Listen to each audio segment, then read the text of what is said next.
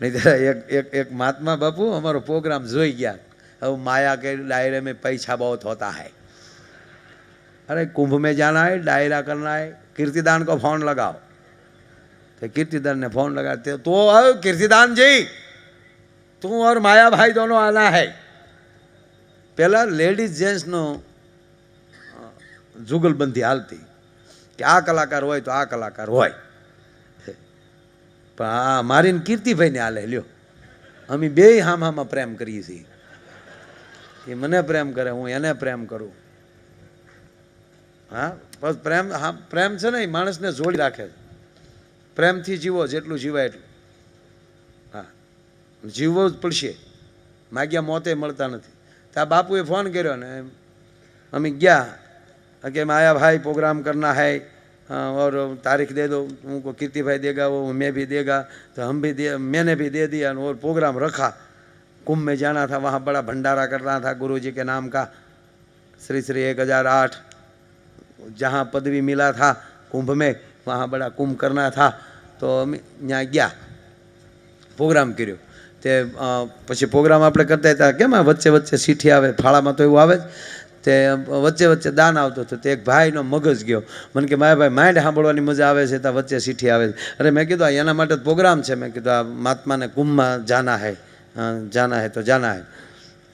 तो मैं कीधुं ये बधुं यहाँ भंडारे की सामग्री के लिए फंड भेगा करना है। ए के ओला भाई के केटला जोवे बधा हूँ आपी दऊं पण वशमां कोई नहीं। अरे बापू मैं जोवा भाई बधु आपी दे कही गयो हूँ जोवे ता तो बापू ने जटा छूटी क्या बात है करण का अवतार हो गया हो गया बापू जो हाँ बैठा है कही गयो। तो बोला 100 बोरी खांड 200 बोरी आटा 500 डब्बा घी का 300 डब्बा तेल का। बापू लिस्ट आपी दी। बोलो कि ओके लखीने लिस्ट मोकली दो बधु आवी जाए पण प्रोग्राम नी वच्चे 1 रुपयो कोईनो बोलवानो नहीं। बापू हजड़ थी गया किसी का नहीं लेना है ये आ गया बस पूरा हो गया। हमें आखी रात बापू उल्ली उल्ली ने गायु।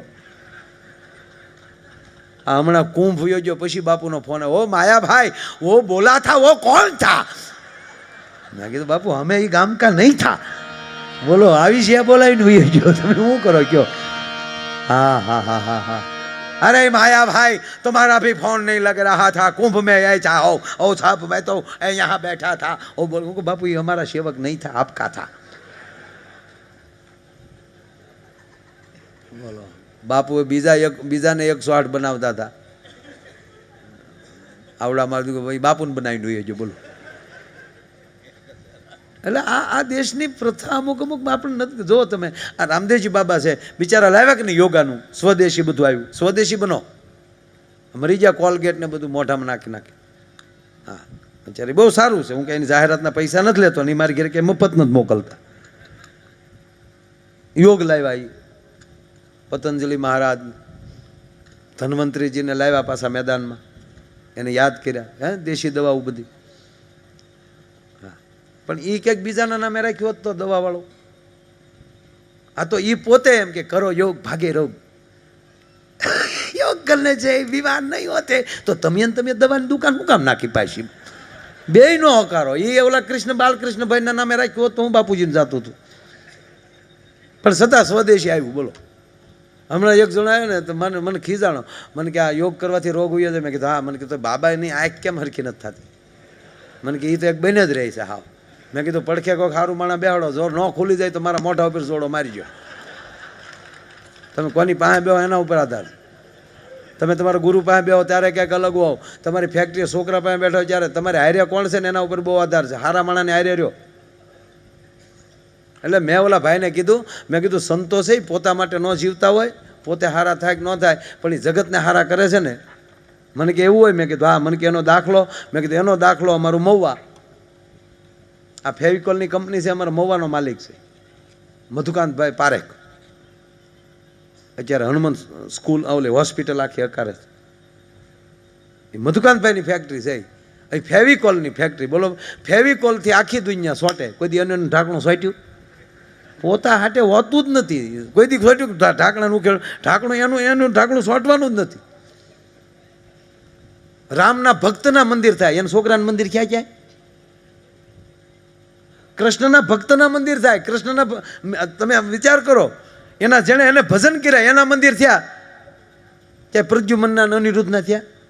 ભગવાન કહે છે પોતાનું કાંઈ હકવાનું જ ન હોય, એ બીજા માટે જ કરતા હોય છે. નગર તો ભગવાન ન કહેતા હતા કે અમારા છોકરાના મંદિર કરજો ભાઈ. ગીતામાં ક્યાંય કીધું પ્રદ્યુમન અનિરુદ્ધના મંદિર કરજે અર્જુન, તારી હાથ પેઢીનું કલ્યાણ થઈ જાય બાપા. ક્યાંય કીધું જ નથી. નહીં અર્જુન, મને ભજ. અને ત્રીજી વાત, આ લક્ષ માધ્યમમાં બેઠા છે, સંતોની હાજરી છે, એટલા મહાપુરુષો બેઠા છે. સાહેબ, આપણે જે ધર્મમાં હાલ્યા આવીએ છીએ, આ સનાતન ધર્મમાં, એવો આ દુનિયામાં ક્યાંય એવો ધર્મ જ નથી સાહેબ. સાહેબ, તમારે તમામ ધર્મના ગ્રંથો વાંચી લેવાની છૂટ. આખું બાઇબલ વાંચી લેજો. આખા બાઇબલમાં ક્યાંય શું નામ બાઇબલ લખ્યું? ઈસુ બાપુ ક્રિશ, ભગવાન ઈસુ ક્યાંય નથી બોલ્યા કે હું ભગવાન છું. એણે ચોખ્ખું લખ્યું છે કે હું પરમ પિતાનો પુત્ર છું, એટલે આપણો ભાઈ છે. કારણ કે આપણો પરમ પિતા એ જ છે ને એના દીકરા છીએ આપણે. ભગવાન ઈસુ ચોખ્ખું બોલ્યા છે કે હું પરમ પિતાનો પુત્ર છું.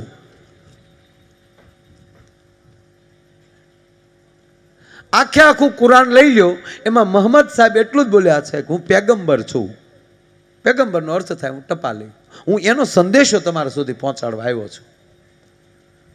અને ખુલ્લે આમ ગીતામાં જ કૃષ્ણ બોલ્યા છે કે અર્જુન, ઈશ્વર હું છું, બધાય ધર્મ છોડી મારે શરણે આવી જા તો હું યોગક્ષેમ કુશળની જવાબદારી તને લખી દઉં. સાહેબ, 5000 વર્ષ પહેલા બોલ્યા, આ 2019 વર્ષ થયા ઈસુ ભગવાન બોલીએ, અને આને 1400 આજુબાજુના વર્ષ થયા મોહમ્મદ પેગમ્બર સાહેબ બોલે.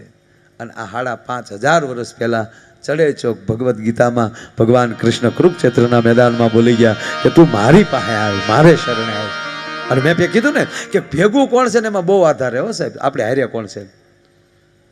આ મહાભારતનું યુદ્ધ પૂરું થઈ ગયું, અને મહાભારતના યુદ્ધ પૂરા થયા પછી અમુક વર્ષો પછી ભગવાન કૃષ્ણ અને અર્જુન નીકળ્યા. દારૂક રથ હાકે છે, ભગવાન કૃષ્ણ અને અર્જુન બે બેઠા છે, અને બરોબર કુરુક્ષેત્રના મેદાનમાં લીજા પસાર થતા હતા, અને અર્જુનને અભિમાન આવ્યું સાહેબ. અર્જુને કીધું કૃષ્ણને કે ગોવિંદ, જોયું ને આજ યુદ્ધના મેદાનમાં મેં એમ કે ભાઈ કે લોહીની નદીઓ હકારેલી, અને મારા ગાંડીવની તાકાત મેં દેખાડી, મારા કાંડાના કવચની તાકાત મેં દેખાડી. એટલે ભગવાને કીધું કે અર્જુન ધીરો ભાઈ, રથ હું હકારતો હતો, તમે ડ્રાઇવિંગ જ કર્યું છે પ્રભુ. એક હાથમાં હથિયાર નહોતું લીધું, પણ અર્જુનને કુંતીના જાયાની તાકાત તો જો. એટલે દારૂકને કૃષ્ણે કીધું રથ ઉભો રાખી દો. અર્જુન, તારે હારે કોણો તો બહુ ફેર પડે. હારે હોય વાત બધી હાશી, પણ બળ તો અમે જ કર્યા હો ભાઈ. એ કે સારું, હેઠો ઉતર. પાછો આખર તો ભગવાનનો ભક્ત નહીં. અર્જુન નીચે ઉતર, અને આ દિશામાં થોડોક આગળ જા, જંગલમાં આગળ જા. પછી જો ભગવાન એમ કે ને આગળ જા, કેટલું જવું એમ નહીં પૂછવાનું, પરિણામ ના આવે ત્યાં સુધી હાલ્યું જ જવાનું. એ અર્જુન આગળ ગયો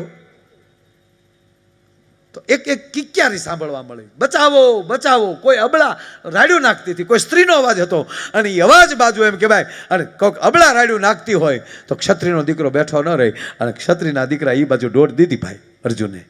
તો એક વિકરાળ માણસ એક અબળાની પાછળ પડ્યો હતો, અને અર્જુન જોઈ ગયો ને કીધું, દીકરી આવી જા બાજુ, હું ક્ષત્રિયનો દીકરો છું, મારી હાજરીમાં કોઈ દીકરીનું નામ લે એના કટકા કરી નાખો. નોળો કાળો વિકરાળ માણસ હતો, કીધું ખબરદાર આગળ વધ્યો તો. એટલે ઓલો કાળો વિકરાળ માણસ એટલું બોલ્યો કે ભાઈ નીકળે, તું નીકળે એટલે તક તો ત્યાર થા.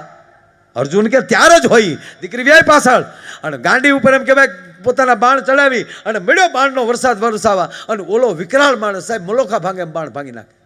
પાછું ખાલી થઈ ગયું. ઓલે કીધું કા હવે ઉભો રહેતો,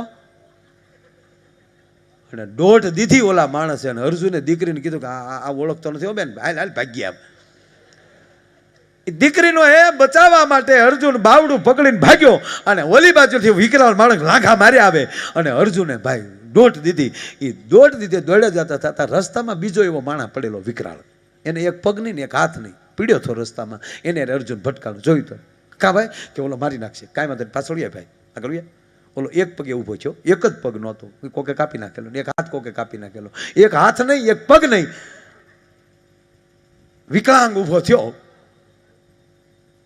એક પગે હામો ઠેક્યો, અને ઓલો આવ્યો ને એને હારા આ છે ઓડીમાં લીધો, અને ઠૂઠા હાથની એક કોણી મારીને તો ઓલાનું એટલું થયું.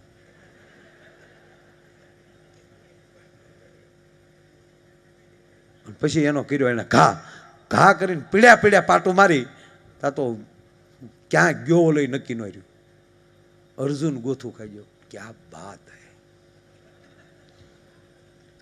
ઓલાને મારા બાણની અસર ન થાય એને બદલે આ માણસને એક પગ નથી, એક હાથ નથી, અને આવો વિકલાંગ હોવા છતાં એને એક પાટું ભેગો ક્યાં ઝીકી દીધો. તા છે કોણ? હે ભાઈ, તારું નામ હું?